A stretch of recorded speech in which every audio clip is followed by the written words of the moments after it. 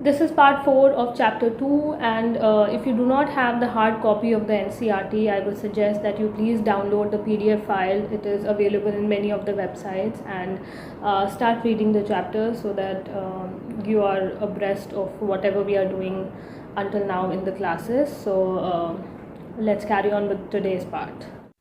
So, in the previous part, we were talking about the system of writing, and we also talked about the story of Enmerker and how Errata was important for Enmerker, and he sent a messenger to Errata, and how he ended up sending his message with the help of a clay tablet. So, clay tablets had become a central point for passing messages by the kings, etc. So we had done all of this story. So we will carry on from the next subtopic, which is urbanization in southern Mesopotamia, temples and kings.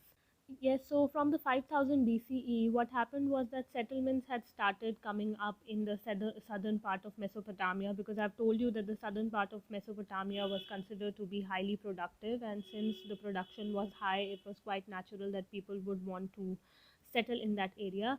So in the central part, southern part, because the earliest settlements started coming up, which eventually led to the emergence of earliest cities, and these cities were basically of various kinds. So there was one of the kind of the cities which were developing around the temples. There was another kind of cities that emerged as a center of trade, and the third type of city was the imperial city. So we are going to discuss the first two kinds, that is cities that developed around temples and the cities that developed as centers of trade.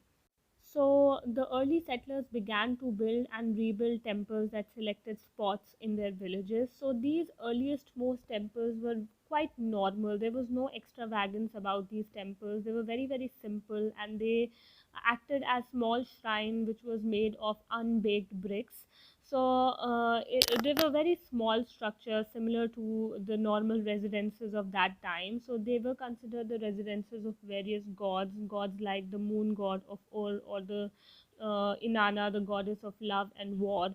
So these were constructed in unbaked bricks, and eventually, with time, these temples started becoming larger and larger with several rooms around open courtyard. So this is basically a gradual process. It is not like the first most temples were extremely pompous and extravagant, but it happened eventually, like gradually people started realizing that temples have a lot of importance attached to them, and therefore they started making temples larger enough and more grand.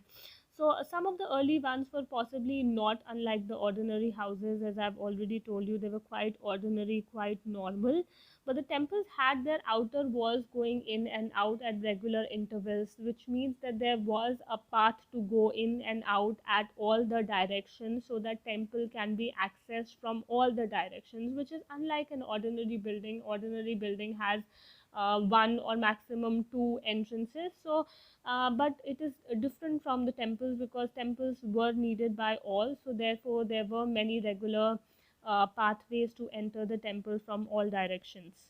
So obviously the god was the focus of worship.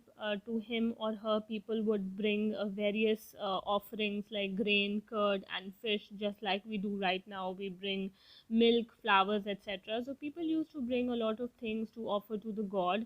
So God was considered to be the theoretical owner of all the agricultural fields. So it was the god who was considered the owner at that time, which meant that people were not considered as the owners. Rather, God was considered to be the real owner of all the natural things. And apart from the agricultural fields, also the fisheries and herds of the local community were to be owned by the god.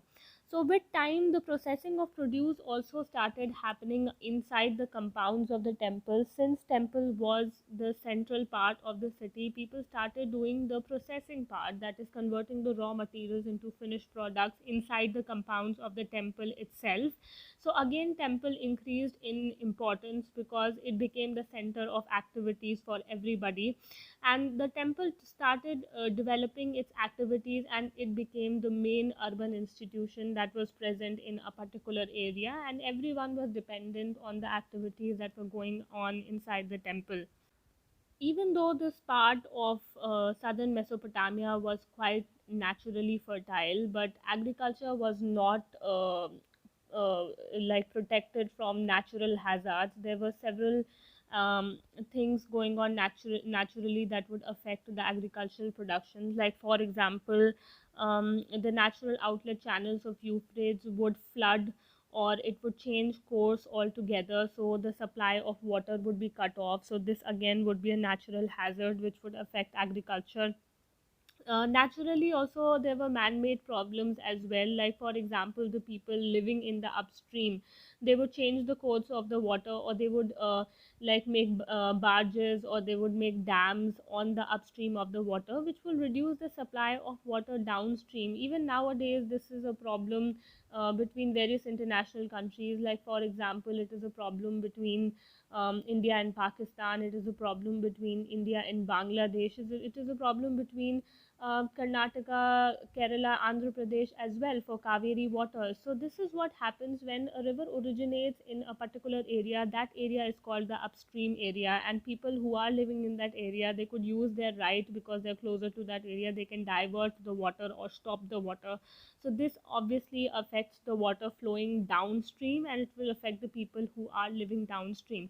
So this again led to problems in the agricultural production. Apart from people diverting water, there was also the problem of silting. If there was a siltation problem in the upper part of the stream, then it is going to affect the production levels in the downstream. So obviously in the early part of Mesopotamian countryside, there was a repeated conflict over land and water among the people, because they could see how people were using their right or their place of residence to control the natural resources, which should not be controlled by humans. So, when there was a continuous warfare in the regions, there would be certain chiefs who would be successful in the war. So, they would oblige their followers by distributing the loot, or they would take up prisoners of war and make those prisoners of war work for them, or they would act like guards or servants for them. So, this was a continuous process. Correct. So these chiefs were like continuously involved in wars, and whosoever won the war, he would have an upper hand, and he would get whatever he wanted from the uh, defeated party. So this helped them increase their influence and clout. But this was not stationary. Like these war leaders were completely always on the move, they were never stationary. But with time, what started happening, that the leaders of these local communities started gaining importance, and they started making institutions, new institutions, which would help to organize all the practices of the community. And with these victorious chiefs being supported by these new organizations, they would finally do not have the need to move anywhere, and sitting at the center point of the land which belongs to them, they can organize the entire area. So that is why this led to the creation of proper kingdoms, like we have seen that of Enmerkar, who was given the status of a like very important king, and he was commanding a very strong authority in the area, that is in the city of Uruk, which belonged to him. So this, you can see, is a reinforcing cycle of development. One thing happens and it leads to the happening of something other, and after that something else happen as a consequence of the previous happening. So this is how this was a cycle of development. One thing follows the other, and it eventually leads to development. So since the leaders started having an improved authority over the areas under them, so they started encouraging the settlement of villagers close to themselves, because they knew that in the times of war, these settlers only are going to make up their army. That is, these settlers or the villagers are eventually going to be their soldiers. So this is how close proximity of the villagers to the kingdom was important, and therefore the king started encouraging people to start staying near the central part of the city. So this is how the things started changing, and the city started becoming grander and grander. People wanted to live near the central part of the city, so that they could be a part of the day-to-day activities, and they could get employment easily. So war captives and the local people, they were put to work for the temple or directly for the rulers, and these people were paid rations, and there were several ration lists that were made so that there was a proper account of the things that was being given to these local masses. So with rulers commanding people to fetch stones or ores, so they used to command these people to either bring the stones or precious metals from the nearby areas or from the foreign lands, and people doing that were taken or like designated as messengers. And when people started moving to newer lands, they started meeting architects who had worked in the foreign lands as well. So they started helping in the exchange of knowledge from one part to another, and whatever Mesopotamians knew, they would share that knowledge with the other countries, while other civilizations and the other civilizations will share their own knowledge with the Mesopotamians. So this is how the temple started becoming grander and grander, because people started laying hands on precious stones, etc., coming from the foreign lands. So that is it for today. So see you in the next part. Stay tuned.